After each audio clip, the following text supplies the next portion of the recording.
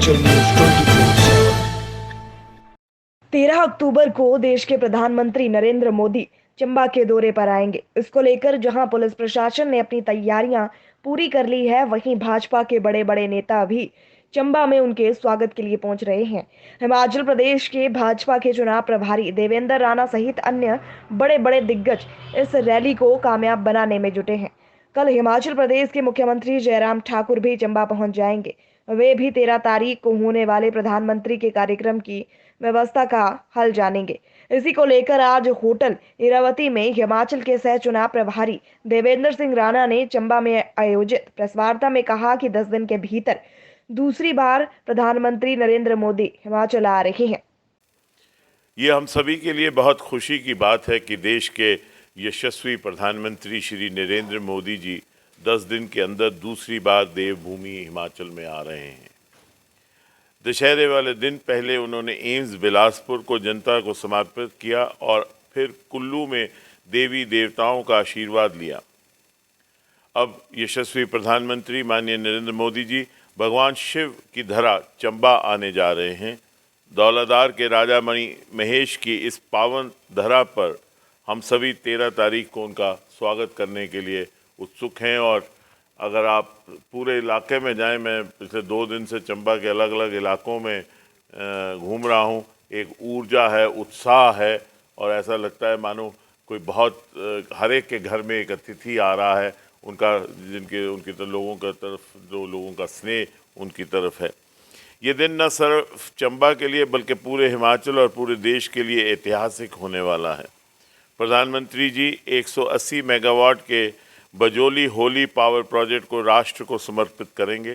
साथ ही 2 और power projects का भी शिलान्यास करेंगे। चांजू तृतीय चरण 48 मेगावाट और देवथल जानजू 30 मेगावाट। प्रधानमंत्री जी यहां से प्रधानमंत्री ग्राम सड़क योजना के तीसरे चरण का भी शुभ आरंभ करेंगे। ये वो क्रांतिकारी योजना है जिसने हिमाचल ही नहीं बल्कि पूरे देश के गांव-गांव की कनेक्टिविटी दी है। हिमाचल प्रदेश में सड़कों की कुल लंबाई 36,000 किलोमीटर से ज़्यादा है और इनमें से 19,000 किलोमीटर सड़कें प्रधानमंत्री ग्राम सड़क योजना के तहत बनी हैं। अब तीसरे चरण के तहत 3160 किलोमीटर सड़कें बनाने का लक्ष्य तय हुआ है। इसके साथ ही प्रधानमंत्री जी यहीं से ऊना के हरोली में बने जा रहे बल्क ड्रग फार्मा पार्क का भी शिलान्यास करेंगे। इस बात की बहुत खुशी है हम सबको कि इस डबल इंजन सरकार में इस प्रोजेक्ट को सैद्धांतिक मंजूरी मिलने के 14 दिन के अंदर ही राज्य सरकार ने केंद्र को डीपीआर सौंपी और ये डीपीआर जो है वो तुरंत मंजूर हो गई और साथ में 300 करोड़ रुपए की पहली किश्त भी जारी की गई। 14 दिन के अंदर डीपीआर बनी, 14 दिन के अंदर डीपीआर सबमिट हुई, 14 दिन के अंदर केंद्र से मंजूरी आई और 300 करोड़ रुपया जो है वो इसकी बेसिकली तो एक सरकार का फंक्शन है, लेकिन पार्टी जो है, पार्टी के जितने यहाँ तरुण कपूर जी बैठे हैं जो कि यहाँ हैं और सारे हमारे संगठन मंत्री जो हैं अपने पवन राणा जी यहाँ हैं, आज अध्यक्ष भी यहाँ आ रहे हैं। जगह जगह लोगों के साथ संपर्क हो रहा है, लोग खुद आना चाहते हैं। लोगों के एक भावना है, एक होता है पुल, एक होता है पुश। वो तो पुल इफेक्ट है जिससे आप बात करिए। मैं कल सोनटी में था, डलहौजी में था, मैं मनोला में था। लोग ये कह रहे हैं कि लोगों का अगर बस चले वो पैदल ही चल पड़े। आप व्यवस्था की बात कर रहे हैं, लोग सुनना चाहते हैं।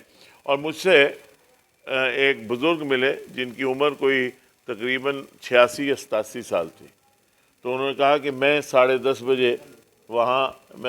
बजे वहाँ पहुँच जाऊँगा, क्योंकि ये मेरी जीवन का एक बड़ा लक्ष्य था कि मैं माननीय प्रधानमंत्री जी को देख पाऊँ और ये मेरे चंबा आ रहे हैं तो मैं जाऊँगा।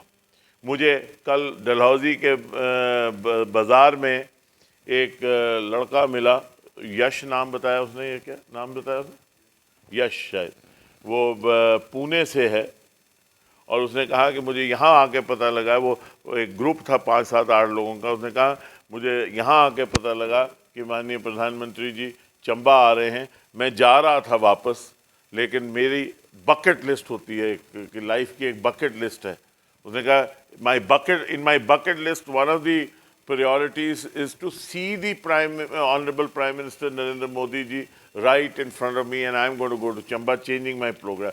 तो ऐसा लोगों में भावना, लोगों में प्यार है, लोगों में एक जज्बा है, और ये जज्बा है क्योंकि एक राष्ट्र का पुनर्निर्माण इनके कर कमलों से हो रहा है, भारत का उद्धार इनके कर कमलों से हो रहा है। इसलिए हर शख्स चाहता है कि माननीय नरेंद्र मोदी जी को सुने। एक नई ऊर्जा आती है, जहाँ जहाँ वो आते हैं एक नई ऊर्जा आती है, उनके नाम से ही एक ऊर्जा का स्रोत निकलता है। व्यवस्था हुई है, सिक्योरिटी रीजन से शहर से बाहर ही ट्रैफिक रोक दिया जाएगा। ऐसे में पदाधिकारियों और कार्यकर्ताओं को पार्टी की तरफ से क्या दिशा निर्देश? हमारे पदाधिकारी और जितने भी कार्यकर्ता हैं वो बहुत इस कर्मठ भी हैं और इस व्यवस्था को बड़ी भली भांति जानते हैं।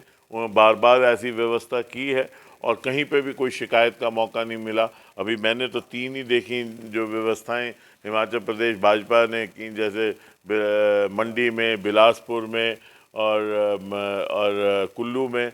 आप ये देखिए कि कुल्लू का इतना बड़ा हजूम, जहां माननीय प्रधानमंत्री जी सारे सिक्योरिटी कॉर्डन्स को छोड़ के लोगों में चले गए और लोगों को तब भी कोई तकलीफ़ नहीं होने दी।